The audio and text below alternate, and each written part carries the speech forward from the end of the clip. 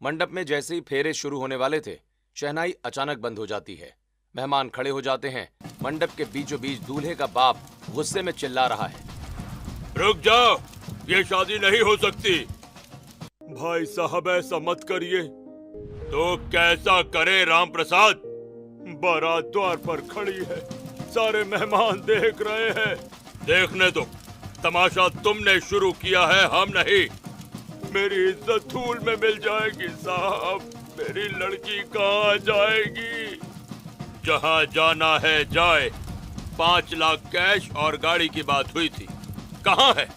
मैंने कहा था ना, शादी के बाद धीरे धीरे से हमारा पेट नहीं भरता। जो अपनी जबान का पक्का नहीं, उसकी लड़की हम घर नहीं ले जाते। पापा बस करिए। बेटा तू बीच में मत बोल, चुप रह। नहीं पापा, अब और नहीं, इनके आगे हाथ मत जोड़िए। देखो अपनी बेटी के तेवर देखो अभी से। तेवर नहीं, सच है। जिन्हें सिर्फ पैसों का लालच हो, उनसे मुझे शादी ही नहीं करनी। इतने में ही गायत्री जी दौड़कर आती है और प्रेरणा को एक जोरदार थप्पड़ मार देती है। भाई साहब, बच्ची है, ना समझ है, माफ कर दीजिए। अच्छा हुआ जो ये उड़ती चिड़िया हमारे पल्ले नहीं पड़ी, वरना हमारा घर बर्बाद कर देती। मम्मी, आप समझ क्यों नहीं रहे हो? चलो भाई, बारात वापस ले चलो। और राम प्रसाद, अगर औकात ना हो तो अगली बार लड़के मत देखना। लड़के वाले और बारात बड़बड़ाते हुए मंडप से बाहर निकल जाते हैं। गायत्री जी और राम प्रसाद जी जमीन पर धड़ाम से बैठ जाते हैं। सब खत्म हो गया, सब धरे के धरे रह गए मेरे सपने। अब समाज को क्या मुंह दिखाएंगे? समाज को छोड़ गायत्री, जो कर्ज लिया है वो कैसे चुकेगा? मैं तो कहीं का नहीं रहा। अचानक राम प्रसाद की छाती में दर्द होने लगता है। पापा क्या हुआ? प्रेरणा बेटा।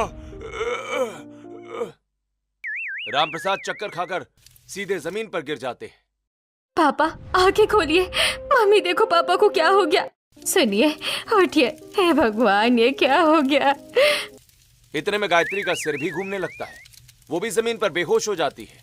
मम्मी पापा उठो ना प्लीज, कोई मदद करो, कोई डॉक्टर को बुलाओ। प्रेरणा पानी छिड़क अंकल के मुंह पर। मैंने तो पहले ही कहा था ये लड़की मनहूस है। हरी सुमित्रा तो ही माँ बाप को खा गई। मंडप में छोड़ी हुई लड़की, अब कौन इसके मुंह लगेगा? कल को माँ बाप को कुछ हो गया तो ये कहाँ जाएगी? चाची बस करिए, भगवान के लिए चुप हो जाइए। बेटा, पानी पानी। पापा आप ठीक हो ना? आप चिंता मत करो। भगवान, सूरज निकल गया, मुझे किसी ने उठाया नहीं। पूरे आंगन में धूप आ गई है। इतनी धूप में अब मैं काम कैसे करूंगी? शिवानी अचानक नींद से उठती है। बाहर पूरी तेज धूप निकली हुई देखकर वो घबरा जाती है। शायद मम्मी मुझे उठा रही थी, लेकिन मैं इतनी गहरी नींद में थी, मैंने कुछ सुना ही नहीं। तभी वो सब मुझे सोता हुआ छोड़कर खेत में काम करने चले गए। शिवानी एक गरीब परिवार की बहू है। इसके ससुराल वालों के पास कुछ खेत हैं जो घर से थोड़ी दूर पर हैं। खेतों में ये लोग सब्जी की खेती करते हैं। सबसे पहले घर में झाड़ू लगाती हूँ, उसके बाद फटाफट खाना बना लूंगी। आज तो पूरी दोपहर हो जाएगी खाना बनाने में। इतनी धूप में खाना बनाने में आफत आएगी आज तो। शिवानी जल्दबाजी में पहले घर साफ करती है और फिर खाना बनाती है। हे भगवान, ये कैसी तपती हुई दोपहर है। चूल्हे की गर्मी अलग जान निकाल रही है और ऊपर से सूरज आग बरसा रहा है। ऐसा लग रहा है जैसे चारों तरफ बस गर्मी ही गर्मी फैली हो। इस मौसम में रसोई का काम करना भी किसी परीक्षा से कम नहीं है। शिवानी का ससुराल ईंटों के 2 घरों का बना हुआ है जो धूप में बहुत ज्यादा तपते हैं। वैसे तो पूरा परिवार खेतों में काम करता है और उनका ज्यादातर समय खेतों में ही बीतता है, लेकिन शिवानी तो घर की बहू है, उसे घर का सारा काम संभालना पड़ता है। आंगन में एक खुली रसोई है, उसी में चूल्हे पर खाना बनाना पड़ता है। शिवानी चूल्हे पर खाना बना रही है और पूरी पसीने में भीग जाती है। तभी उसकी ननंद आरती खेत से आती है। अरे भाभी, आज तो आप बहुत देर तक सोई और बन गया क्या खाना? सब लोगों को बहुत भूख लगी है। आरती, कम से कम तुमने ही मुझे जगा दिया होता तो मुझे आज धूप में बैठकर ऐसे खाना ना बनाना पड़ता। देखो धूप कितनी ज्यादा हो गई है, मुझसे तो खाना बन ही नहीं रहा। अरे भाभी, मैंने सोचा कहीं रात को आपको गर्मी के कारण ठीक से नींद नहीं आई होगी, इसीलिए मैंने आपको डिस्टर्ब नहीं किया। रुकिए, मैं इस धूप का कुछ इलाज करती हूँ। आरती घर में से चारपाई लाती है, उसे दीवार के सहारे चूल्हे के ऊपर खड़ा करती है और ऊपर से उस पर एक तिरपाल डालती है। हाँ, थोड़ी सी छांव तो हो गई है, लेकिन कहीं चूल्हे की आग इसमें न लग जाए। वैसे भी गर्मी में आग बड़ी जल्दी फैलती है।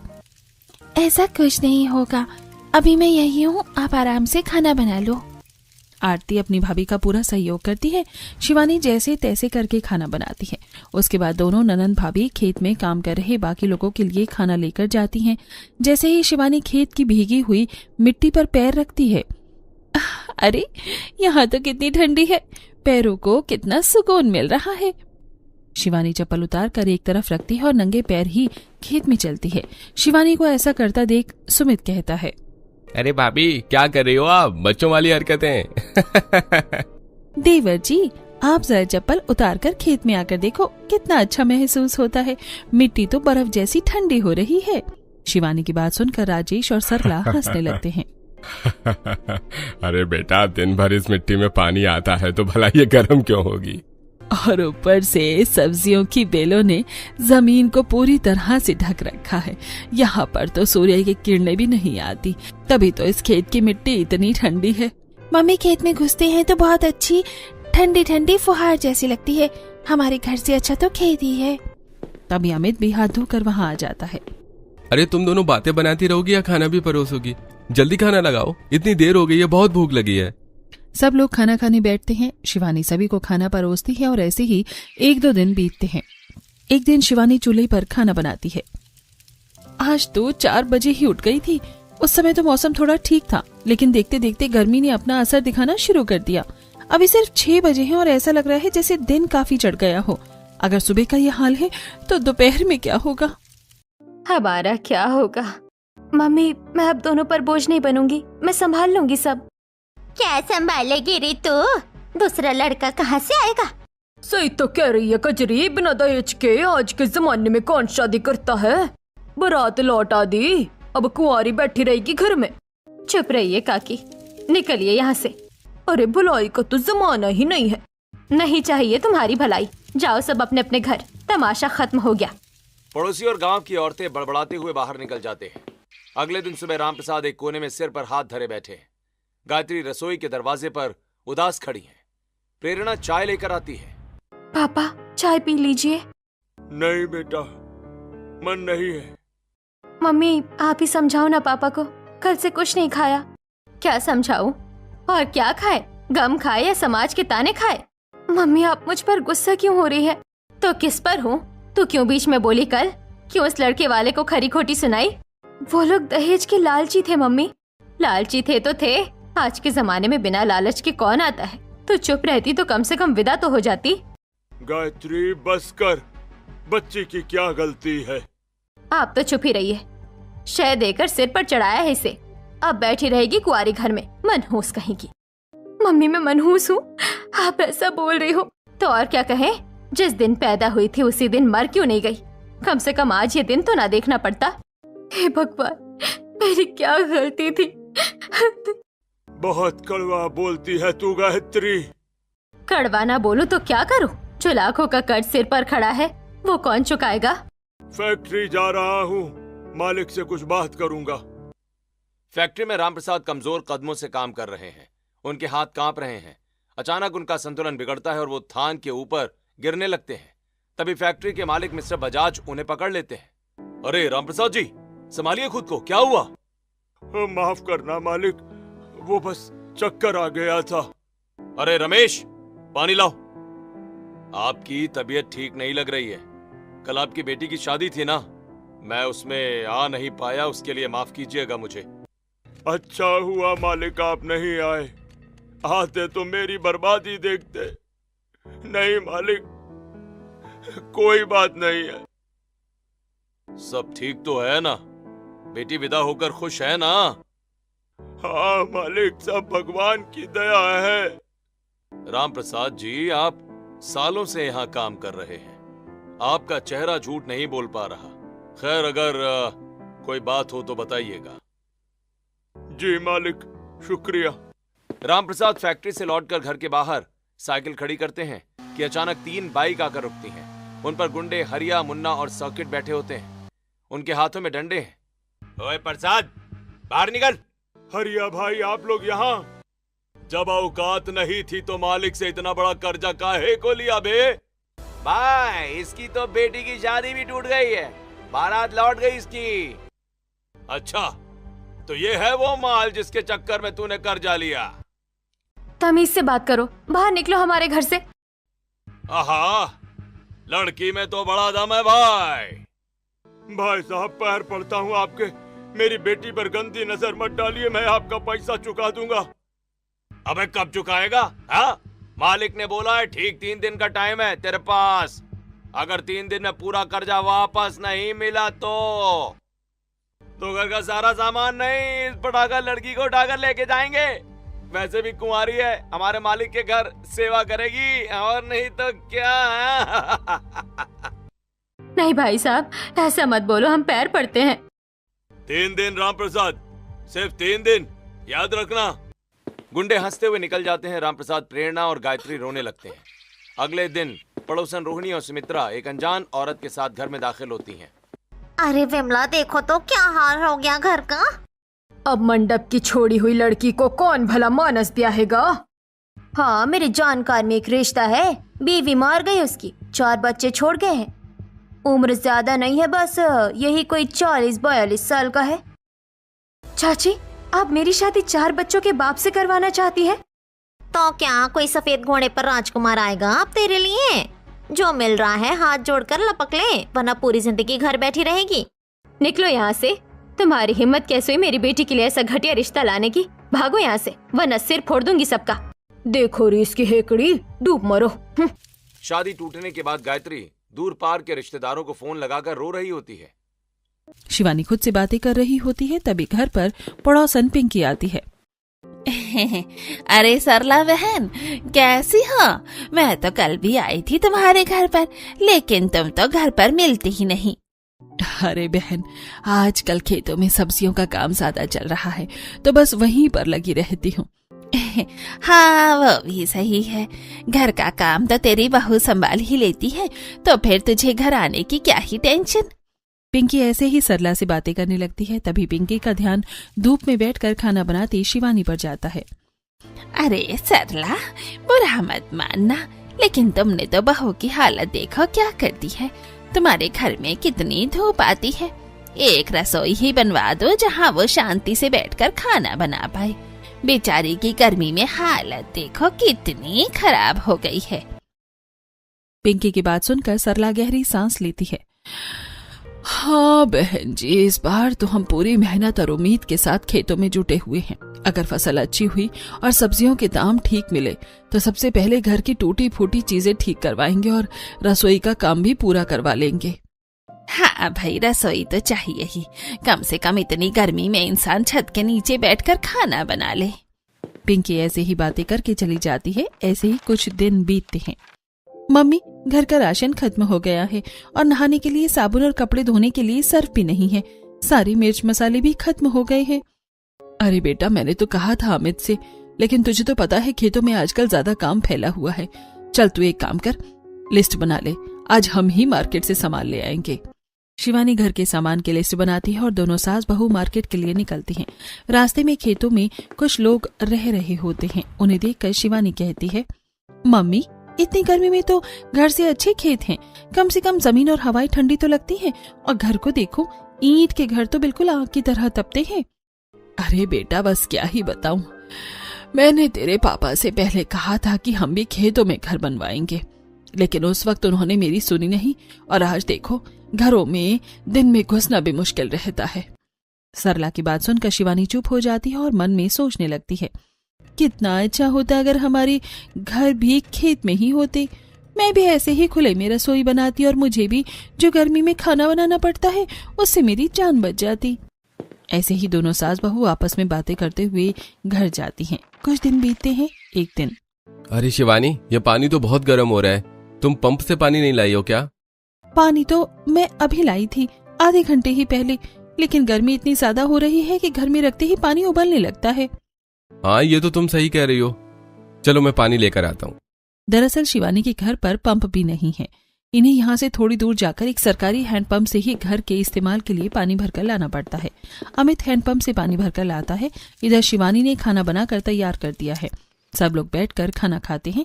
ऐसे ही कुछ दिन बीतते हैं। एक दिन, हे भगवान, इतनी दूर है ये हैंडपंप, इतनी गर्मी में पानी लाना अलग ही मुसीबत है। ऊपर से चूल्हे पर जाकर खाना बनाओ। जून की चलचलाती धूप और गर्मी में शिवानी को दोगुनी मेहनत करनी पड़ती है। पहले वो इतनी दूर हैंडपंप से पानी भरकर लाती है और उसके बाद आंगन में रखे चूल्हे पर खाना बनाती है, जिसकी वजह से वो बहुत परेशान रहती है। लेकिन ससुराल वाले भी करीब हैं, उन पर भी तो ज्यादा जोर नहीं दे सकती, इसीलिए वो बेचारी चुपचाप सब कुछ करती है। ऐसे ही कुछ दिन बीतते हैं। एक दिन सब लोग खेत में सब्जी तोड़ने गए हुए होते हैं। तभी शिवानी दोपहर का खाना बनाने के लिए कमरे में जाती है और सब्जियों की डलियां निकालती है। अरे, इसमें रखी सारी सब्जियां तो खराब हो गई हैं। अब मुझे पहले खेत में से जाकर सब्जी लानी पड़ेगी। शिवानी घर से डलिया लेकर खेत में सब्जी लेने के लिए निकलती है। शिवानी को देखकर आरती कहती है, अरे भाभी, खाना लेकर आ गई हो क्या? मैं तो कब से आपका इंतजार कर रही थी। सच में बहुत भूख लग रही है, जल्दी से खाना दी तो। अरे, इतनी जल्दी कहाँ खाना बन गया है? सब्जी बनानी थी। मैंने देखा कि सारी सब्जियां तो गली हुई हैं। अब पहले सब्जी लेने आई हूँ। शिवानी की बात सुनकर सुमित कहता है, अरे भाभी, आज तो मेरा करेला खाने का मन है। आप करेले तोड़ कर ले आओ। रुको, मैं तोड़ता हूँ। नहीं देवर जी, आप करो अपना काम, मैं तोड़ कर ले जाऊंगी। वैसे भी मुझे खेत से सब्जी तोड़ना बहुत अच्छा लगता है। मैं खुद ताजा सब्जियां तोड़ूंगी। शिवानी जैसे ही करेले के खेत में करेला तोड़ने लगती है, करेले की बेल ऊपर लकड़ियों पर फैली हुई है और उनके नीचे करेले लटके हुए हैं। नीचे बिल्कुल ठंडक हो रही है। अरे, यहाँ पर तो कितनी अच्छी ठंडक हो रही है। घर तो बिल्कुल आग उगल रहा है। एक पैर भी बिना चप्पल के नहीं रखा जा सकता, लेकिन यहाँ पर तो ऐसा लग रहा है जैसे बर्फ पर पैर रख लिया हो। सच में बड़ा सुकून मिल रहा है। भाभी, पेड़ पौधों के पास वैसे भी ठंडक होती है और यहाँ तो इतनी घनी बेल फैली हुई है कि इनके नीचे धूप जाती ही नहीं। दोनों ननंद भाभी आपस में बातें करने लगती हैं। अचानक शिवानी का पैर फिसलता है और वो नीचे गिर जाती है। उसके हाथ पैर सब कीचड़ में सन जाते हैं। शिवानी को ऐसे देखकर सुमित और आरती बहुत हंसते हैं। अरे भाभी, मैंने कहा था ना मैं तोड़ कर दे दूंगा करेला, लेकिन आप तो सुनती ही नहीं हो। इन दोनों को हंसता हुआ देखकर राजेश कहे, कुछ भी हो जाए, मैं अपनी लड़की का ब्याह करा के रहूंगी। सुनिए जी, मेरे दूर के मामा शहर में रहते हैं। मैं आज ही उन्हें फोन लगाकर उनसे रिश्ते की बात करूंगी। ठीक है गायत्री, एक आखिरी कोशिश करना हमारा काम है। बस हमारी बच्ची खुश रहे और सुरक्षित रहे। गायत्री अपने रिश्तेदारों को फोन लगाती है और जैसे तैसे एक रिश्ते वाले मान जाते हैं, लेकिन गायत्री उनसे प्रेरणा को मंडप में छोड़ने वाली बात छिपा लेती है। आज शहर से एक लड़का और उसके घर वाले प्रेरणा को देखने आते हैं। राम प्रसाद और गायत्री उम्मीद भरी नजरों से उन्हें पानी पिला रहे हैं। तभी बाहर खड़ी पड़ोसने अंदर कानाफूसी शुरू कर देती हैं। अरे सावित्री, तुम्हें पता है ये जो शहर वाले आए हैं, ये बेचारे सीधे साधे लोग हैं, इन्हें कुछ पता ही नहीं है। हाँ सुमित्रा, इन्हें क्या पता कि कल ही इस लड़की की बारात मंडप से लौट गई है। छोड़ी हुई लड़की को ब्याहने चले हैं। अंदर बैठे लड़के के पिता के कान में ये बात पड़ती है। वो गुस्से में खड़े हो जाते हैं और चाय का कप पटक देते हैं। ये क्या बदतमीजी है राम प्रसाद जी, शर्म नहीं आई आपको? क्या हुआ भाई साहब? ऊपर से इतने सीधे बनते हो और अंदर से हमसे इतना बड़ा धोखा। मंडप से छोड़ी हुई लड़की की शादी हमसे करवाना चाहते हो? भाई साहब, मेरी बात सुनिए। मेरी बेटी निर्दोष है, वो लड़के वाले लालची। चुप रहिए। बिना दहेज के अपनी लड़कियों की शादी करने के ख्वाब देखते हो तुम लोग, और समाज में इतनी थू-थू होने के बाद भी तुम्हारी हेकड़ी नहीं गई। बाबूजी, चलिए यहाँ से। हम किसी की छोड़ी हुई लड़की को अपने घर की बहू नहीं बनाएंगे। हाँ, हम किसी की झूठन क्यों अपनाए? हमें नहीं चाहिए ऐसी लड़की। चलो भाई, चलो यहाँ से। थू है तुम्हारी ऐसी सोच पर, डूब मरो। वो लोग पैर पटकते हुए बाहर निकल जाते हैं। राम प्रसाद और गायत्री जमीन पर बैठ जाते हैं। एक तरफ घर में रिश्ते वाले रिश्ता ठुकरा कर चले जाते हैं, वहीं दूसरी तरफ अगले दिन फैक्ट्री में मशीनों का शोर है। राम प्रसाद भूखे प्यासे, गुंडों के खौफ और कर्ज के बोझ तले दबे काम कर रहे हैं। अचानक उनका सिर चकराता है और वो सीधा जमीन पर गिर पड़ते हैं। अरे राम प्रसाद जी गिर गए, कोई दौड़ो। पानी लाओ, पानी लाओ रे, कोई जल्दी। शोर सुनकर मिस्टर बजाज अपने कैबिन से बाहर आते हैं। भीड़ को हटाते हुए राम प्रसाद के पास पहुंचते हैं। राम प्रसाद जी, आंखें खोलिए। रमेश, डॉक्टर को फोन लगाओ तुरंत। मालिक, आप ठीक हैं? क्या हुआ है आपको? कल से देख रहा हूं आप होश में नहीं हैं। मालिक मैं बर्बाद हो गया। मेरी बेटी की जिंदगी खतरे में है। अच्छा शांत हो जाइए राम प्रसाद जी। साफ साफ बताइए बात क्या है। बेटी की शादी के लिए सूदखोर से भारी कर्जा लिया था मालिक। ऐन वक्त पर लड़के वालों ने दहेज मांग लिया। शादी टूट गई। क्या शादी टूट गई? हाँ मालिक, अब वो सूदखोर के गुंडे घर आकर सामान तोड़ रहे हैं। धमकी देकर गए कि 3 दिन में पैसे नहीं दिए तो मेरी बेटी को उठाकर ले जाएंगे। मालिक मेरी बच्ची सुरक्षित नहीं है। उन गुंडों की इतनी हिम्मत! कैबिन में सन्नाटा छा जाता है। रामप्रसाद कुर्सी पर सिर झुकाए बैठे हैं। मिस्टर बजाज खिड़की के पास खड़े होकर बाहर देख रहे हैं। फिर वो मुड़ते हैं। रामप्रसाद जी, मैं आपका पूरा कर्ज उतार दूंगा। आज ही पैसे भिजवा देता हूं। भगवान आपको लंबी उम्र दे मालिक। कर्जा तो उतर जाएगा पर मेरी बेटी का हाथ कौन थामेगा? मिस्टर बजाज गंभीर और शांत रहते हैं। समाज में बदनामी हो चुकी है। मंडप की छोड़ी लड़की से कोई सीधा इंसान शादी नहीं करेगा। अगर जल्दी शादी नहीं की तो वो गुंडे फिर गिद्ध की तरह मंडराएंगे मालिक। कौन सहारा बनेगा उसका? अगर आप बुरा ना माने तो मैं एक तरीका बता सकता हूं। हाँ, कैसा तरीका मालिक? देखिए, मैं आपकी बेटी प्रेरणा का हाथ थामने के लिए तैयार हूं। आप मालिक? आप? हाँ, मेरी शादी नहीं हुई है और ना ही मेरी ऐसी कोई इच्छा थी, लेकिन इस वक्त आपकी बेटी की सुरक्षा सबसे जरूरी है रामप्रसाद जी। आप मालिक, आपकी उम्र 40 साल है और मेरी बेटी सिर्फ 25 की है। मुझे मालूम है उम्र का फासला बहुत है, इसीलिए मैं कह रहा हूं कि मैं ये शादी सिर्फ एक जिम्मेदारी के तौर पर करूंगा। जिम्मेदारी? हाँ, दुनिया के सामने वो मेरी पत्नी होगी ताकि कोई उस पर उंगली ना उठाए। मैं उसे पढ़ाऊंगा, लिखाऊंगा और पैरों पर खड़ा करूंगा। जब वो सक्षम हो जाएगी मैं उसे इस जिम्मेदारी से रिहा कर दूंगा। फिर वो अपनी मर्जी से किसी भी लड़के से शादी कर सकती है। लेकिन मालिक... देखिए, कोई जोर जबरदस्ती नहीं है रामप्रसाद जी। अगर आपको ये तरीका सही लगता है तभी हाँ कहिएगा। घर जाइए, परिवार से बात कर लीजिए और उसके बाद मुझे जवाब दीजिएगा। रामप्रसाद जी मिस्टर बजाज की बात सुनकर बिना कुछ बोले घर आते हैं और घर के अंदर रामप्रसाद ने जब बजाज की बात बताई तो गायत्री भड़क उठती है। क्या दिमाग फिर गया है आपका? अपनी बेटी का सौदा करेंगे आप? एक 40 साल के बुढ़े आदमी से अपनी बेटी की शादी करेंगे? क्या हमारी बेटी खुश रहेगी? अरे लेकिन मेरी बात तो सुन गायत्री। नहीं, कभी नहीं। मैं अपने कहते हैं। अरे एक तो बहू गिर गई, उसके कपड़े खराब हो गए और तुम दोनों नालायक हंस रहे हो। अरे बहू को उठाओ तो, कहीं चोट वोट तो नहीं लगी? नहीं मम्मी, मैं ठीक हूँ, बस कपड़े खराब हो गए हैं। तभी अमित वहाँ आता है। अरे रुको, मैं तुम्हारे लिए पानी लाता हूँ, तुम यहीं पर कपड़े धो लेना। घर पर तो शिवानी को इतनी दूर से हैंडपंप से पानी लाना पड़ता है, लेकिन इनके खेतों में ट्यूबवेल लगी हुई है। अमित शिवानी को वहीं पर एक बाल्टी पानी भरकर दे देता है। शिवानी अपने हाथ पैर और कपड़े साफ कर लेती है। कितना अच्छा होता अगर मुझे घर जाकर खाना न बनाना पड़ता। अरे भाभी, क्या कह रही हो आप? यही कि अब मैं घर जाऊंगी, पहले हैंडपंप से पानी लेकर आऊंगी, उसके बाद उस आंगन में रखे चूल्हे पर खाना बनाऊंगी। घर में खाना खाने लायक भी कुछ नहीं है इस टाइम तो। अच्छा, तो फिर खाना ना बनाने का मतलब आप ये कह रही हैं कि अगर खाना खेत में ही बनता तो अच्छा होता? हाँ, मैं यही कह रही हूँ। चलो, किसी को तो मेरी बात समझ में आई। वैसे भाभी, आपकी बात में दम है, क्यों ना हम अपने खेतों में ही रसोई बनाएं? हाँ, वही मैं कह रही हूँ कि हमें खेत में रसोई बनाने में बहुत सारे फायदे हो जाएंगे। एक तो धूप में खाना नहीं बनाना पड़ेगा, दूसरा बार बार खेत में चक्कर नहीं काटने पड़ेंगे, और तीसरा पानी भी बिल्कुल पास में ही है। आरती को शिवानी का आइडिया बहुत पसंद आता है, लेकिन बाकी घर वाले इसके खिलाफ होते हैं। अरे बेटा, भला कोई खेतों में भी खाना बनाता है क्या? शिवानी, मैं अगले साल तुम्हारे लिए अच्छी सी रसोई बनवा दूंगा, लेकिन प्लीज खेत में तुम ये काम करने की मत सोचो। खाना तो घर पर ही अच्छा लगता है। बेटा अमित सही कह रहा है, अब तू सब्जी ले जा। देख, सबको भूख लगी है, जल्दी से खाना बना कर ले आ। खेत में पहले करेले तोड़ना, ऊपर से शिवानी का पैर फिसलना, इन सब में पहले से ही बहुत देर हो गई थी। फिर ऊपर से दोनों ननन भाभी अपना आइडिया डिस्कस कर रही थी। इस तरह शिवानी को आज खाना बनाने में काफी देर हो जाती है।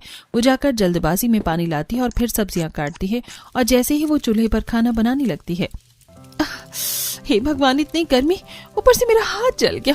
मैं तो मोटी मोटी रोटियां बनाई दे रही हूँ, कम से कम जल्दी तो बन जाएंगी। शिवानी गुस्से में खाने पर ज्यादा ध्यान नहीं देती और जल्दबाजी में खाना बनाकर खेत पर ले जाती है। भाभी जल्दी से खाना लगा दो, मुझे बहुत भूख लगी है। तभी राजेश वहां आता है। राजेश खेत में बिल्कुल साफ जगह पर पहले पानी छिड़कते हैं। उसके बाद सब लोग वहां बैठकर खाना खाते हैं। पानी की वजह से मिट्टी गीली हो जाती है और वो नीचे से ठंडक का एहसास देती है। शिवानी सब लोगों को खाना परोस देती है। सब खाना खाना शुरू करते हैं। अरे बहू, ये कैसा खाना बनाया है तूने? इसमें तो जरा भी स्वाद नहीं है, और रोटियां भी इतनी मोटी मोटी हैं, ऊपर से जली हुई हैं। माफ करना पापा, लेकिन इतनी गर्मी में खाने में स्वाद पर ध्यान ही नहीं जाता। बस किसी तरह खाना बन जाए, ऐसा ही रहता है। ये सुनकर घर वाले चुपचाप खाना खाने लगते हैं। तभी शिवानी मन में ही सोचती है, आप लोग जो भी कहो, मैं तो अपने खेत में खुली रसोई बनाऊंगी। हाँ भाभी, सही कह रही हैं। अगर आइडिया काम कर गया तो बहुत अच्छी बात है, और अगर काम ना किया तो घर तो है ही। हाँ भाई, जिद्दी हो तुम दोनों भाभी नंद, कर लो जो करना है। हमारा पास समय नहीं है तुम्हारे इस एक्सपेरिमेंट में साथ देने का। शिवानी को अपने ससुराल वालों की तरफ से खेत में खुली रसोई बनाने की इजाजत मिलती है। वो खुशी खुशी घर जाती है और घर का काम निपटाती है। अगली सुबह होती है। आज उसने जल्दी खाना बना लिया था। वो सीधा खेत में आती है। आरती, पहले हमें रसोई का ढांचा बनाने के लिए 4 बांस की जरूरत पड़ेगी। भाभी, वो देखो, हमारे खेत की दूसरी तरफ बांस खड़े हैं। चलो वहीं से डंडे काट कर लाते हैं। आरती और शिवानी बांस के 4 डंडे काट कर लाती हैं और उन्हें एक साफ सुथरी जगह पर वर्गाकार आकार में गाड़ देती हैं। उसमें चारों कोनों पर एक एक गड्ढा खोद कर डंडे जमा देती हैं। भाभी, क्यों ना हम अपनी रसोई की छत पहले रस्सियों से जाल की तरह फैला दें और फिर उसके ऊपर घास फूस डाल दें, क्योंकि गर्मियों में घास को भिगोने से बहुत अच्छी ठंडी ठंडी हवाएं महसूस होती हैं। हाँ, मैं भी यही सोच रही थी। और हम अपनी रसोई के आसपास लौकी, तोरी, कद्दू, करेला, इन सब की बेल भी लगाएंगे। इनकी बेल से हमें सब्जियां तो मिलेंगी ही, साथ ही इनके पत्तों से हमारी रसोई के अंदर धूप भी नहीं आएगी, रसोई ठंडी रहेगी। हाँ, ये भी सही रहेगा, पर हमें एक दीवार तो बनानी ही पड़ेगी, जिसके लिए मिट्टी की जरूरत पड़ेगी। दोनों ननंद भाभी मिट्टी में बांस के डंडों को गाड़ देती हैं और मिलकर रसोई की एक तरफ की दीवार बना देती हैं। इस वाली दीवार पर हम घर का सारा सामान रख लेंगे। बाकी की दीवारें हमारी बेल से कवर हो जाएंगी और इन्हें हम घास फूस से ढक देंगे। इन दोनों को इतनी धूप के मौसम में इतनी लगन से काम करते हुए देखकर राजेश कहते हैं, क्या दिन देखने पड़ रहे हैं मेरे बच्चों को। आज अगर मेरे पास पैसा होता तो मैं अपनी बहू को एक अच्छी सी रसोई बनवा कर देता, लेकिन देखो हमारी जीते जी ऐसा अनर्थ नहीं होने दूंगी। गायत्री, मेरी बात तो सुन, शांत हो जा। क्या सुनूं? अपनी बेटी को एक 40 साल के बुड्ढे के हवाले कर दूं? लोग थूकेंगे हम पर, कहेंगे बाप ने पैसे के लिए बेटी को बेच दिया। मैं क्या कोई शौक से कह रहा हूँ, मैं खुद नहीं चाहता ये सब करना, पर इसी में सबकी भलाई है गायत्री, इसी में भलाई है। भलाई है? एक जवान लड़की के हाथों में उस बूढ़े के नाम की मेहंदी रचेगी, इसे आप भलाई कहते हैं? मैं फांसी लगा लूंगी, पर ये शादी नहीं होने दूंगी। कमरे में खड़ी प्रेरणा ये सब सुन रही है। हे भगवान, क्या सच में मेरे नसीब में ये लिखा है?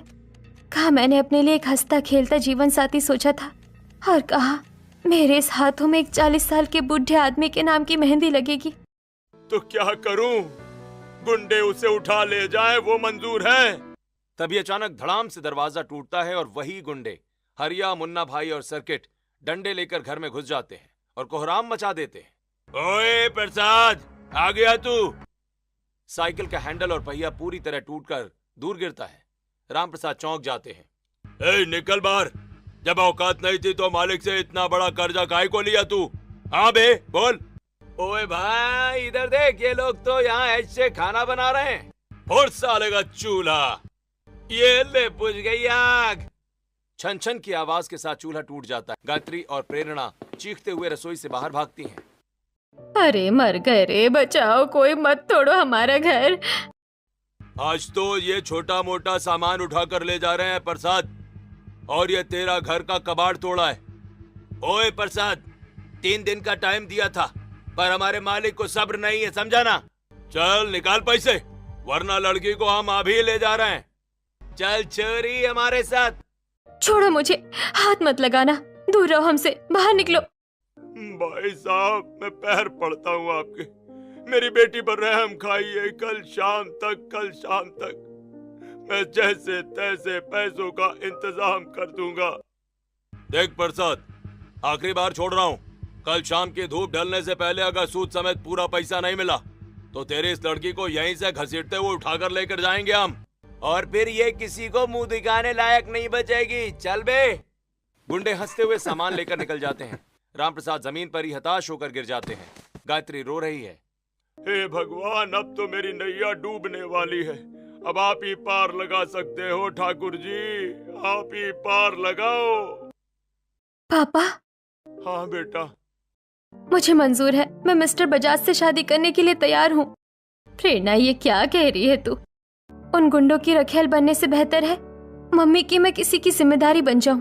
पापा, आप मालिक को हाँ कह दीजिए।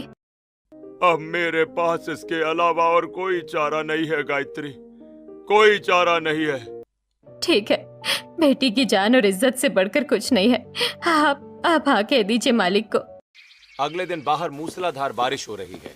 रामप्रसाद भीगे कपड़ों में कांपते और रोते हुए मिस्टर बजाज के कैबिन में घुसते हैं और सीधे उनके पैरों में गिर जाते हैं। मालिक, मुझे आपका फैसला मंजूर है, आप मेरी बेटी का हाथ थाम लीजिए। अरे रामप्रसाद जी, उठिए, जमीन पर मत बैठिए, ढंग से सोच लीजिए, कोई जल्दबाजी नहीं है। हाँ मालिक, मैंने बहुत ढंग से सोच लिया है। कल वो गुंडे फिर घर आए थे, मेरी बेटी के साथ जबरदस्ती करने लगे। मुझे अपनी बेटी की जान और इज्जत दोनों बचानी है मालिक, आप ही मेरे भगवान है, बचा लीजिए उसे। ठीक है रामप्रसाद जी, आप घर जाइए, पैसों का इंतजाम हो जाएगा और शादी की तैयारी कीजिए। 4 दिन के बाद ही घर में सादगी से शादी की रस्में शुरू हुई हैं। सहेलियां प्रेरणा को घेर कर बैठी हैं। एक सहेली उसके कांपते हाथों पर मेहंदी से दूल्हे का नाम लिख रही है। प्रेरणा की आंखों से आंसू टपक रहे हैं और आंसू उसकी ताजी रची मेहंदी पर गिर रहे हैं। प्रेरणा, हाथ सीधे रख यार, आंसू गिरेंगे तो मेहंदी का रंग फीका पड़ जाएगा। सच में प्रेरणा, मुझे तो सोचकर ही अजीब लग रहा है। जब तो उनके साथ बाहर जाएगी, लोग तो उन्हें तेरा पति कम और ससुर या पिता ज्यादा समझेंगे। तू ये सब कैसे झेलेगी यार? हर लड़की की शादी एक सपना होता है, पर मेरी किस्मत देखो, आज मेरे इन हाथों में एक ऐसे इंसान के नाम की मेहंदी लग रही है जो उम्र में मेरे पापा के करीब है। अरे गायत्री, तूने तो बड़ा दंगा किया था जब मैं रिश्ता लाई थी। कहा था कि 40 साल के दूल्हे से लड़की नहीं ब्याएगी। गायत्री शर्मिंदा होकर सिर झुका लेती है, कुछ नहीं बोलती। अबे देखो रे, अब कौन सा जवान लड़का आ रहा है, अब कौन सा सफेद घोड़े वाला राजकुमार आ रहा है। प्रेरणा, तुझे शर्म नहीं आती? तू घोड़े पर आने वाले राजकुमार के बजाय एक 40 साल के बूढ़े के नाम की मेहंदी लगवा रही है अपने हाथों में। बातें मत बनाओ तुम लोग। मुझे पता है कि मेरी बेटी के लिए यही सही है। उसकी सुरक्षा से बढ़कर मेरे लिए कुछ नहीं है। और वैसे भी पहले जमाने में भी तो पति पत्नी की उम्र के बीच में 10-15 सालों का फासला होता था, तो अब क्या बुराई है? गायत्री चिल्लाकर सबका मुंह बंद कर देती है। अगले दिन आंगन में एक छोटा सा सादा मंडप सजा है। तभी बाहर गाड़ियों का एक बड़ा काफिला आकर रुकता है। लोरी सावित्री, आ गया 40 साल का बूढ़ा दूल्हा। जरा हम भी तो देखे कि बहू तो खुद ही जुगाड़ लगा रही है। पापा, कभी कभी जुगाड़ अच्छा होता है, आप ज्यादा मत सोचिए। वैसे भी इस बार अगर सब्जियों का सीजन अच्छा रहा तो हम अपनी अच्छी सी रसोई जरूर बनवा लेंगे। शिवानी रसोई बनाने में मेहनत करने के साथ साथ अपने ससुराल वालों को भी दिलासा देती है। शिवानी रसोई पर काम कर रही होती है कि तभी वहाँ पड़ोसन पूनम आती है। अरे सरला, आज तो मेरा पोता भिंडी खाने की बड़ी जिद कर रहा है। भाई जरा अपने खेत से ताजी भिंडियां तो तोड़ कर दे दो। सरला पूनम के लिए खेत से ताजी भिंडियां तोड़ने लगती है। तभी पूनम का ध्यान आरती और शिवानी पर पड़ता है। पूनम उन दोनों को देखकर हंसने लगती है। अरे तुम दोनों क्या पागलपन कर रही हो? अरे भला इतनी बड़ी होकर भी ये गुड्डे गुड़ियों वाला घर बना रही हो? पूनम की बात सुनकर शिवानी कहती है, काकी, हम गुड्डे गुड़ियों वाला खेल नहीं बल्कि रसोई बना रही हैं। अरे खुला में रसोई? खेत में खुले में रसोई? भला कौन बनाता है ये? काकी बनाता तो कोई नहीं है, लेकिन हम बना रहे हैं। अरे बेटा, ये खाना पीना और ये सब तो घर पर ही अच्छा लगता है। तुम यहाँ कहाँ बेकार की मेहनत कर रही हो? और ये उसकी दीवारें, एक दिन आंधी तूफान आएगा और सब उड़ा कर ले जाएगा। और ये दीवार जो मिट्टी की बनाई है ना, बारिश में बह जाएगी। तुम बेकार में इतनी मेहनत बर्बाद कर रही हो। कोई बात नहीं काकी, जो होगा देखा जाएगा। अब तो हमने ठान लिया है और हम करके ही छोड़ेंगे। पूनम मुंह बनाते हुए भिंडी लेकर पैसे देती है और वहां से चली जाती है। जाते जाते मन ही मन बड़बड़ाती है। आजकल भलाई का जमाना नहीं है, किसी को अच्छा कहो तो उन्हें बुरा लगता है। और जब बारिश और आंधी तूफान में यह दीवार गिरकर टूट जाएगी ना, तब इन्हें समझ आएगा कि काकी सही कह रही थी। पूनम वहां से चली जाती है। दोनों ननद भाभी आज का काम खत्म करके घर आती हैं। भाभी देखना, ये वाली चीजें जो हमने बोई हैं वो हाइब्रिड है। 15 दिनों में ही इनमें से बेल निकल जाएगी और इतनी तेजी से फैलेगी कि पूरी जगह ढक जाएगी। इसका मतलब जल्द ही हम अपनी खुली रसोई में खाना बना पाएंगे। ये सोचकर शिवानी और आरती बहुत खुश होती हैं। ऐसे ही दिन बीतने लगते हैं। एक दिन राजेश सब्जियां देखकर खुश होता है और कहता है, आज तो सारी सब्जियां तोड़कर मार्केट में बेचनी है, वरना सब खराब हो जाएंगी, क्योंकि सब्जियां अब तोड़ने लायक हो गई हैं। कद्दू तो देखो कितने मोटे मोटे लगे हुए हैं। अरे पापा, कल सुबह 4 बजे उठकर खेत में चलेंगे, क्योंकि धूप में काम नहीं होता। हाँ भैया, आप सही कह रहे हो। अब हम टाइम से सो जाते हैं। शिवानी ने सबके लिए खाना बना दिया था। सब खाना खाकर सो जाते हैं। अगली सुबह होती है। जल्दी सब उठकर खेतों में जाते हैं और सब्जियां तोड़ने लगते हैं। थोड़ी देर में सारी सब्जियां तोड़ ली जाती हैं। अरे भाई चलो, पहले कुछ खा लेते हैं, उसके बाद इन्हें मार्केट बेचने की तैयारी करेंगे। इतनी देर में शिवानी भी सबके लिए नाश्ता बनाकर ले आती है। सब लोग जमीन पर बैठकर खाना खाते हैं। उसके बाद सुमित, अमित और राजेश सब्जियां बेचने के लिए मंडी चले जाते हैं और सरला घर का कुछ काम करने के लिए गांव आ जाती है। इधर शिवानी और आरती अपनी रसोई में लग जाती हैं। आज दोनों ने मिलकर रसोई का काम पूरा कर दिया है। रसोई के ऊपर हरियाली वाली बेल भी आ गई है। वाह भाभी, हमारी रसोई कितनी सुंदर लग रही है। हाँ, मुझे तो इसे देखकर बहुत खुशी हो रही है। अब मैं इसमें बैठकर खाना बनाऊंगी तो गर्मी भी नहीं लगेगी। अगर हम रसोई को मिट्टी से लेप देंगे तो फिर गर्मी का सवाल ही पैदा नहीं होता। हाँ, ये सही कह रही हो तुम। चलो पहले दीवारों को थोड़ा सा और भर देते हैं। वैसे तो आरती और शिवानी रसोई बनाकर तैयार कर चुकी थी, लेकिन पहले वो नीचे वाली जमीन को मिट्टी से लीपती हैं, फिर दीवारों पर घास फूस लगाती हैं, उन पर हल्की हल्की मिट्टी लगाती हैं और ऊपर से पानी छिड़क देती हैं। आज का खाना तो मैं यही बनाऊंगी। देखना, जब पापा और तुम्हारे भैया मार्केट से आएंगे तो सब देखकर खुश हो जाएंगे। शिवानी और आरती मिलकर घर से रसोई का सारा सामान इस रसोई में जमाने लगती हैं। चारों तरफ हरियाली, मिट्टी, पानी और पेड़ पौधों की वजह से खेत का माहौल ही बदल जाता है। शिवानी रसोई में चूल्हा रखकर खाना बनाने लगती है। वाह, खाना बनाने में कितना मजा आ रहा है। आज तक जो खाना बनाना बोरिंग लगता था, अब उसमें मजा आ रहा है, वरना इस समय तो घर में बिल्कुल सीधी धूप लगती है। हाँ भाभी, सही कह रही हो आप। इतनी देर में सुमित, राजेश और अमित सब्जियां बेचकर मंडी से वापस आते हैं और शिवानी को रसोई में खाना बनाते हुए देखकर बहुत खुश होते हैं। मानना पड़ेगा भाई, तुमने जो कहा वो कर दिखाया। सच में तुम्हारी रसोई तो बड़ी शानदार लग रही है। तभी सुमित चप्पल निकालकर रसोई में आता है। अरे भाभी, ऐसा लग रहा है जैसे रसोई में एसी लगी हो। कितनी अच्छी ठंडी हवाएं आ रही हैं। दरअसल शिवानी ने रसोई में कुछ टूटे फूटे मटके भी रखे हैं, जिनमें पानी भरा हुआ है।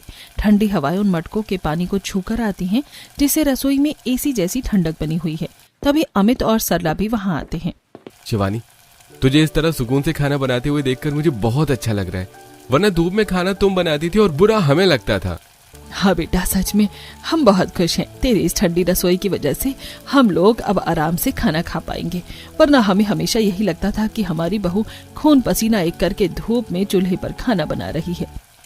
रसोई इतनी बढ़िया बनकर तैयार हुई थी कि सब लोग उसे देखकर खुश भी होते हैं और भावुक भी हो जाते हैं। अरे मम्मी, आप इतना इमोशनल क्यों हो गई? आखिर बात क्या है? शिवानी के बार बार पूछने पर सरला बताती है। सरला, थोड़ा जल्दी उठकर खाना बना लिया करो। देखो आंगन में कितनी धूप आती है, ऊपर से चूल्हे पर खाना बनाना तुम्हें बड़ी तकलीफ होती होगी। मैं तुमसे वादा करता हूँ, अगली बार हम अपनी पक्की रसोई बना लेंगे। अरे कोई बात नहीं, मेरा तो काम ही है रोजाना खाना बनाने का। मैं बना लूंगी, आप लोग खेत में जाकर सब्जियां तोड़ लो। सरला राजेश को सब्जियां तोड़ने के लिए खेत में भेज देती है। इधर खुद धूप में आंगन में चूल्हे पर खाना बनाती है।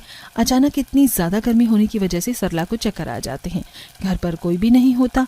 करीब 1 घंटे बाद राजेश वापस लौटता है। क्या हुआ तुम्हें सरला? तुम ठीक तो हो ना? अमित, पानी लेकर आओ। ये सुनकर बच्चे डर जाते हैं। आखिर सरला को क्या हुआ? इधर राजेश के भी हाथ पैर फूलने लगते हैं। राजेश सरला को उठाकर घर में लिटा देता है। अमित उसके ऊपर पानी से छींटे डालता है। थोड़ी देर में सरला को होश आता है। बहुत हो गया, अब तुम धूप में खाना नहीं बनाओगी। अरे इससे अच्छा है कि हम खाना खाना ही बंद कर दें। राजेश मन में विचार करता है कि इस बार वो अपनी रसोई पक्की जरूर बनवाएगा, लेकिन ऐसे ही 1-2 दिन बीत जाते हैं। अब राजेश कभी भी सरला को अकेले खाना नहीं बनाने देता। या तो बच्चे उसके पास रहते या फिर राजेश। ऊपर से ये लोग सुबह उठकर धूप निकलने से पहले ही खाना बना लेते हैं। ऐसे ही दिन बीतने लगते हैं। अरे पापा, इस बार तो हमारी फसल बहुत अच्छी हुई है, अच्छा पैसा आएगा। बस भाई, भगवान भरोसे है। अब देखते हैं भगवान ने हमारे लिए क्या सोचा है। सब लोग बहुत खुश होते हैं, लेकिन अचानक इतनी तेज बारिश आती है कि सारी फसल बर्बाद हो जाती है और ये लोग चाहकर भी एक रसोई नहीं बनवा पाते। तब से इनकी रसोई बनवाने का ये संघर्ष लगातार चल रहा है। बेटा, तूने आज बिना पैसों के ही इतनी अच्छी रसोई बना दी, वरना हम तो तुझे एक अच्छी रसोई भी नहीं दे पाए। बस यही सब सोचकर मेरी आंखें भर आई। अरे छोड़ो, तुम भी क्या पुरानी बातें लेकर बैठ गई हो। चलो भाई, मुझे भूख लगी है। राजेश की बात सुनकर आरती सबका ध्यान दूसरी तरफ करती है। अरे ये सब छोड़ो, चलो सब लोग बैठकर खाना खाते हैं। सब लोग अपनी ठंडी रसोई के पास ही जमीन पर बैठकर खाना खाते हैं। ऐसे ही दिन बीतते हैं। बताओ, आज खाने में किसको क्या क्या खाना है? आज सबकी पसंद का खाना बनेगा। मेरे लिए तो भिंडी बना दो। भाई, मेरा तो मीठा कर। सेहरा पहनकर वो कैसा लग रहा है? तभी मिस्टर बजाज अंदर आते हैं। उन्होंने बेहद कीमती शेरवानी पहनी है। चेहरे पर सफेद और काले बालों की एक बहुत ही सलीके से सेट की हुई दाढ़ी है। वो अपनी उम्र से 10 साल छोटे लग रहे हैं। उन्हें देखकर विमला और पड़ोस की लड़कियों के मुंह खुले के खुले रह जाते हैं। और सुमित्रा, ये दूल्हा है? ये तो कहीं से भी बूढ़ा नहीं लग रहा। हाँ यार, ये 40 साल के भले हैं, पर आजकल के लड़कों से कहीं ज्यादा हैंडसम और मैच्योर दिख रहे हैं। मिस्टर बजाज सीधे आकर रामप्रसाद और गायत्री के पैर छूते हैं। रामप्रसाद की आंखों में आंसू आ जाते हैं। मालिक, आप हमारे पैर मत छूइए, आप तो हमारे तारनहार हैं। रामप्रसाद जी, आज से मैं आपका दामाद हूँ, मालिक नहीं। पंडित जी मंत्र पढ़ रहे हैं। प्रेरणा लाल जोड़े में घूंघट निकाले आकर मिस्टर बजाज के बगल में बैठती है। कन्यादान के लिए वधू के माता पिता आगे आए। रामप्रसाद और गायत्री रोते हुए प्रेरणा का हाथ मिस्टर बजाज के हाथों में सौंप देते हैं। अब वर वधू अग्नि के फेरे के लिए खड़े हो जाए। दोनों खड़े होते हैं। फेरे पूरे होते हैं और बजाज प्रेरणा की मांग में सिंदूर भरते हैं और गले में मंगल सूत्र पहनाते हैं। बेटी, अपने घर जा रही है। भगवान तुझे सुखी रखे। जमाना कुछ भी कहे, पर मुझे पता है कि तू अब महफूज है। मिस्टर बजाज प्रेरणा को लेकर अपनी शानदार कार में बैठते हैं। प्रेरणा अपने ससुराल पहुंचती है। प्रेरणा लाल जोड़े में घूंघट निकाले बेड के एक कोने में पूरी तरह दुबक कर बैठी है। तभी दरवाजा खुलता है और मिस्टर बजाज अंदर आते हैं। हे प्रेरणा, डरो मत, तुम आराम से इस बेड पर सो जाओ। मैं बगल वाले कमरे में सोने जा रहा हूँ। ओके? क्या आप दूसरे कमरे में जा रहे हैं? हाँ, इस घर में तुम्हें किसी चीज की कोई कमी नहीं होगी। मैं औरतों का सम्मान करना जानता हूँ। पर हमारी शादी, समाज तो हमें पति पत्नी।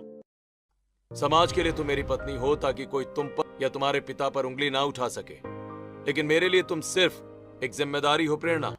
जिम्मेदारी? कैसी जिम्मेदारी? मेरा काम तुम्हें अपने पैरों पर खड़ा करना है। तुम्हें इतना सक्षम बनाना है कि कल कोई दहेज की वजह से तुम्हारा हाथ थामने से मना ना करे। जब तुम काबिल हो जाओगी, मैं तुम्हें इस जिम्मेदारी से रिहा कर दूंगा। शुभ रात्रि। मिस्टर बजाज तकिया लेकर कमरे से बाहर चले जाते हैं।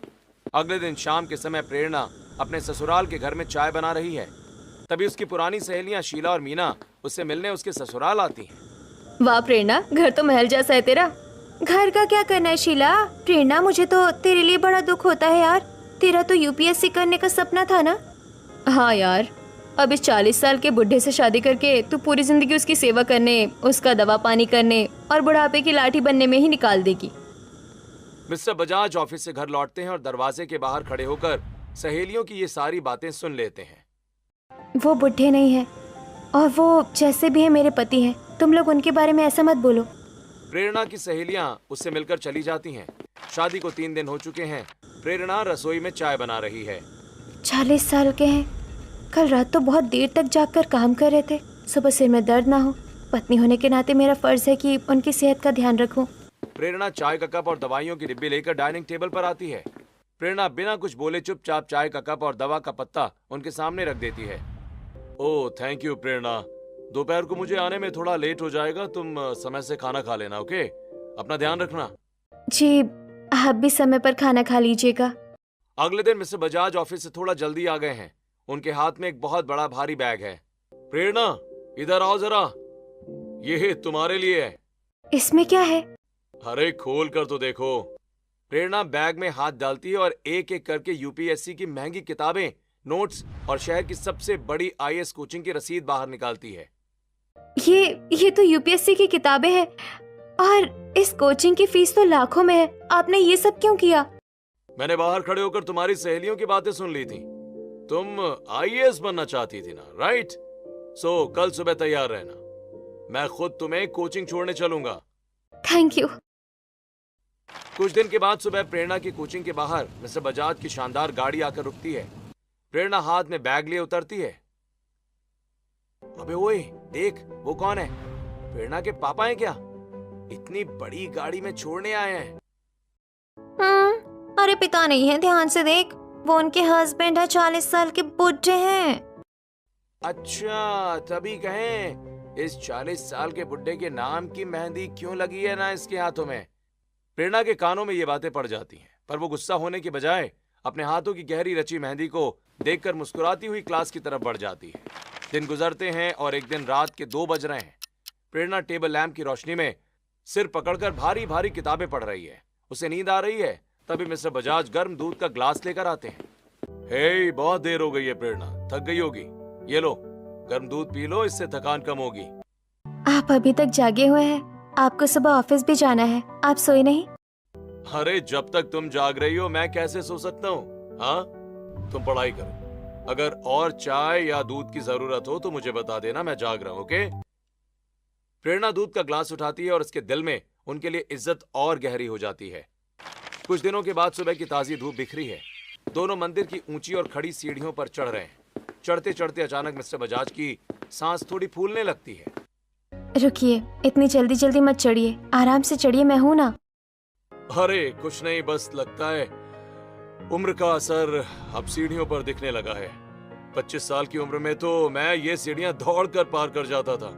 उम्र का असर आप पर नहीं, आपके इस भाग दौड़ वाली जिंदगी पर हुआ है और अब आपको अकेले थकने की जरूरत नहीं है। चलिए।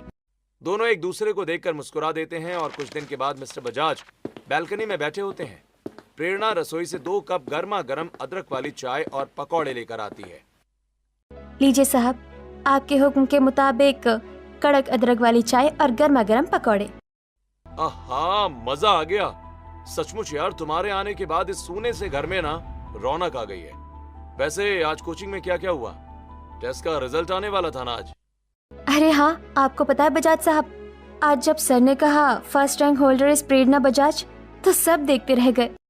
वाह, मुझे पूरा यकीन था कि मेरी प्रेरणा ही टॉप करेगी।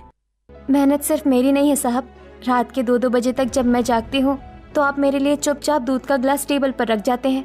जब सुबह मेरी आंखें नहीं खुलती तो आप खुद उठकर मेरे नोट्स टेबल पर सजा देते हैं। ये रैंक मेरी नहीं, हम दोनों की है। मैं तो बस अपना फर्ज निभा रहा हूँ प्रेरणा, और मेरा मकसद आपको जिंदगी की हर खुशी देना है। 1 साल के बाद प्रेरणा शीशे के सामने मिस्टर बजाज की पसंद की साड़ी पहनती है। आज उसकी यूपीएससी का रिजल्ट का दिन है। मिस्टर बजाज अपने हाथ में 2 अलग अलग पेपर्स लेकर बेहद खुशी खुशी दौड़ते हुए हॉल में आते हैं। प्रेरणा, हे प्रेरणा, कहाँ हो तुम? अरे जल्दी बाहर आओ, मेरे पास तुम्हारे लिए बहुत बड़ी खुशखबरी है। क्या हुआ बजाज साहब, इतना क्यों चिल्ला रहे हैं? रिजल्ट आ गया क्या? हाँ प्रेरणा, तुम पास हो गई हो, तुम पूरे जिले में अव्वल आई हो, तुम आईएएस ऑफिसर बन गई हो। ये देखो तुम्हारा ज्वाइनिंग लेटर। हे भगवान, मैं पास हो गई, मैं आईएएस बन गई। प्रेरणा खुशी से मिस्टर बजाज के गले लग जाती है। दोनों एक दूसरे को कसकर पकड़ लेते हैं, लेकिन अगले ही पल दोनों अपनी नजरें झुकाकर पीछे हट जाते हैं। आई एम सॉरी, वो खुशी में मैं वैसे। ये दूसरा पेपर किस चीज का है? हे प्रेरणा, और ये है हमारे तलाक के कागज। तलाक के कागज? इस वक्त पर क्यों? देखो, मैंने तुम्हारी विदाई के वक्त तुम्हारे माता पिता से एक वादा किया था कि तुम सिर्फ मेरी एक जिम्मेदारी हो। आज तुम IAS ऑफिसर बन गई हो, पूरी तरह सक्षम हो। मैंने अपनी जिम्मेदारी पूरी की। अब समाज का कोई भी लड़का तुमसे शादी करने के लिए मना नहीं कर सकता। आज से तुम आजाद हो अपनी मर्जी से किसी भी उम्र के लड़के से शादी करने के लिए। प्रेरणा की आंखों से टप टप आंसू गिरने लगते हैं। वो उन तलाक के कागजों को टुकड़े टुकड़े करके हवा में उड़ा देती है और पास रखे फूलदान में से एक लाल गुलाब का फूल लेकर घुटनों के बल बैठ जाती है। हे प्रेरणा, ये क्या बचपना है। उठो, तुम अपनी उम्र देखो और मेरी उम्र देखो। तुम एक IAS ऑफिसर हो। ना उम्र की सीमा हो, ना जन्मों का हो बंधन। जब प्यार करे कोई तो देखे केवल मन। प्रेरणा। हाँ बजाज साहब, मुझे आपसे प्यार हो गया है। जितना सम्मान, जितनी परवाह और जितना बड़ा दिल आपने मुझे दिया है ना, उतना दुनिया का कोई लड़का मेरे लिए कभी नहीं कर पाता। मैं किसी और से शादी नहीं करना चाहती। क्या आप खुशी खुशी अपने नाम की मेहंदी हमेशा के लिए मेरे हाथों में सजी रहने देंगे? मैं तो तुम्हें उसी दिन अपना दिल दे बैठा था प्रेरणा, जिस दिन तुमने मेरे घर में कदम रखा था, पर मैं अपने वादे से बंधा था। मिस्टर बजाज प्रेरणा को वो अंगूठी पहना देते हैं। प्रेरणा फिर से उनके गले लग जाती है। अगर आपको भी लगता है कि जहाँ दिल मिल जाते हैं वहाँ उम्र का कोई बंधन नहीं होता, और जहाँ दिलों में कोई फैसला हो वहाँ उम्र का फासला कोई मायने नहीं रखता, तो कमेंट सेक्शन में ट्रू लव जरूर लिखिएगा। क्या आपने भी अपने आसपास ऐसी कोई खूबसूरत जोड़ी देखी है?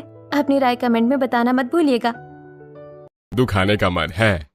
अरे अब घर में इतनी सारी सब्जियां बन रही है, मैं तो वही खा लूंगा। अरे भाभी, मेरे लिए तो तोरी बना दो। मुझे गर्मी में हल्की सी तरी वाली सब्जी बहुत अच्छी लगती है। ठीक है भैया, सबकी पसंद का खाना बनेगा हमारी खुली ठंडी रसोई में।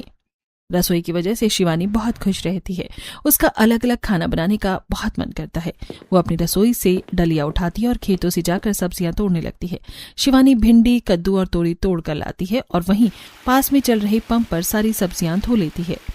भाई, ये तो बहुत अच्छा काम हो गया। हम तो बेकार में इस आइडिया को खराब बता रहे थे। देखो, यहाँ तो सब्जी खेत से तोड़ लो और पानी भी बिल्कुल पास में है। हाँ मम्मी, और दिन भर घर से खेत में जो 10 चक्कर लगानी पड़ती थी उनका भी समय बच जाता है, वरना मैं तो थक ही जाती थी। अरे बेटा, तू ही क्या, हम भी बार बार घर से खेत में आने जाने में बहुत थकते थे। अब तो बस मजे ही मजे हैं। सब लोग ऐसे ही बातें कर रहे होते हैं, तभी पड़ोसी राजू इनके खेतों में आता है। साथ में पड़ोसन पूनम और पिंकी भी होती हैं। अरे भाई, क्या बातें हो रही हैं? और ये खेत में तुमने क्या बना लिया? लगता है यहीं रहना शुरू कर दिया है। राजेश हंसने लगता है। अरे नहीं नहीं भाई, ये तो मेरी बहू ने रसोई बनाई है। जैसे ही राजू रसोई के पास आकर देखता है, अरे वाह, इतनी अच्छी रसोई। भाई, ये तो किसी शोपीस से कम नहीं लग रही है। बहू का दिमाग सच में बहुत अच्छा है। देखो तो कितनी प्यारी लग रही है। अरे काका, बाहर से देखने पर तो ठीक है, अंदर आकर देखो, ये अंदर से बिल्कुल ठंडी है। सुमित के कहने पर राजू रसोई के अंदर आता है। अरे वाह भाई, अंदर से तो बड़ी अच्छी ठंडी फुहारें आ रही है। भाई, क्या किया है तुम लोगों ने इसमें? तभी शिवानी कहती है, काका, मेरी रसोई की एक दीवार कच्ची मिट्टी से बनी है और बाकी दीवारें बेलों से ढकी हुई हैं। अगर हम उन पर थोड़ा सा भी पानी डालते हैं तो खेतों में जो हवा चलती है ना, वो बिल्कुल ठंडी लगने लगती है। और पास में जो मटके रखे हैं वो भी इस ठंडक की वजह है। भाई, सच में कमाल हो गया। वरना गांव में तो इतनी ज्यादा धूप और गर्मी लगती है, लेकिन यहाँ तो बड़ा सुकून है। यहाँ तो खाना बनाने में भी मजा आता होगा और खाने में भी। हाँ काका, बहुत मजा आता है। आज आप भी हमारे साथ खाने का आनंद लो। तभी पीछे खड़ी पूनम सब सुन रही होती है, लेकिन उसके कुछ भी कहने की हिम्मत नहीं पड़ती। तभी आरती कहती है, पूनम काकी, आप ही देखो हमारी रसोई। आप तो कह रही थी ना कि हम किस चक्कर में पड़ रही हैं, जरा अंदर आकर तो देखो। हाँ हाँ, तुम लोगों ने तो बहुत अच्छी बना ली है ये। मुझे तो लगा नहीं था कि तुम इतनी अच्छी रसोई बना लोगे। पूनम खुद ही अपनी बातों पर शर्मिंदा होती है और फिर उनके खेतों से सब्जियां लेकर चली जाती है। इधर शिवानी सबके लिए खाने पीने की ठंडी ठंडी चीज जैसे जीरा राइस, रायता, कड़ी चावल बनाती है। सब लोग वहीं बैठकर खाना खाते हैं और फिर आराम भी करते हैं। ऐसे ही 1-2 दिन बीत जाते हैं। इधर राजू गाँव में सबको बताता है, अरे अपने अमित की बहू है ना शिवानी, उसने खेतों में इतनी अच्छी रसोई बनाई है, बहुत ही प्यारी। आसपास पेड़ पौधे लगे हैं। उसकी रसोई में तो सब्जियां भी ऐसे लटक रही हैं जैसे कोई शो पीस हो। जब गांव वाले राजू की बात सुनते हैं तो उनसे रहा नहीं जाता और वो सीधे राजेश के खेतों में पहुंच जाते हैं। गाँव के लोग राजेश के पास आते हैं। राजेश जी, सुना है आपकी बहू ने खेतों में खुली और ठंडी रसोई बनाई है। क्या हम भी आपकी रसोई देख सकते हैं? अरे भाई, ये कोई देखने की चीज थोड़ी है। ये तो हम जैसे गरीब लोगों का जुगाड़ है। हमारी बहू को धूप में खाना बनाना पड़ता था, इसलिए उसने जुगाड़ करके ये सब बनाया है। गांव के लोग जैसे ही रसोई को देखते हैं उसकी बहुत तारीफ करते हैं। अरे वाह भाई वाह, ये तो बहुत ही अच्छा जुगाड़ है। भाई हमारे घर में भी रसोई नहीं है, हम भी अपने घर में ऐसी रसोई बनाने की कोशिश करेंगे। अरे काका, घर में एक तो पेड़ भी जरूर लगाना। पेड़ों की वजह से भी घर में धूप कम आती है और ठंडक बनी रहती है। हाँ बिल्कुल, देखो हमारी रसोई के ठंडक का राज यही छोटे छोटे पेड़ पौधे हैं। बेलों ने देखो कैसे रसोई को छत का रूप दे दिया है और इन पर सब्जियां भी लगी हुई हैं।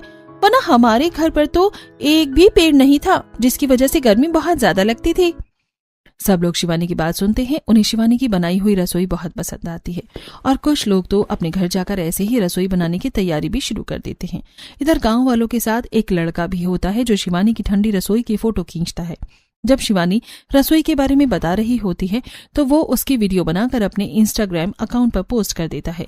ऐसे ही 1-2 दिन बीत जाते हैं। अरे वाह, ये तो कमाल हो गया। शिवानी भाभी की वीडियो पर तो इतनी ज्यादा लाइक आ रही हैं, ये तो वायरल हो गई। और पापा देखो तो कमेंट में सब लोग पूछ रहे हैं भाई लोकेशन कहाँ है। दरअसल शिवानी की खेतों में बनी खुली और ठंडी रसोई दूर से देखने पर बहुत अच्छी लगती है और पास से भी बहुत प्यारी लगती है, क्योंकि आसपास शिवानी ने छोटे छोटे फूलों के पौधे लगाए हुए हैं। रसोई की दीवारों और छत पर सब्जियों की बेल लगी हुई है और उन पर सब्जियां लटक रही हैं। नीचे से रसोई मिट्टी से लीपी हुई है जिससे ठंडक बनी रहती है।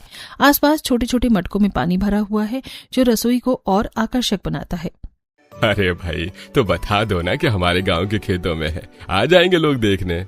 राजेश के कहने पर विनीत लोगों के कमेंट का जवाब देता है और अगले ही दिन शिवानी की रसोई को देखने वालों की भीड़ लग जाती है। इतने सारे लोगों को देखकर शिवानी हैरान रह जाती है। अरे दीदी, ये सब हमारे खेत में क्या करने आ रहे हैं? लगता है इन सब लोगों को भी हमारी रसोई के बारे में पता चल गया है, ये इसी को देखने आए हैं। इन दोनों की बात सुनकर तभी अमित कहता है, अरे शिवानी, तुम तो छा गई।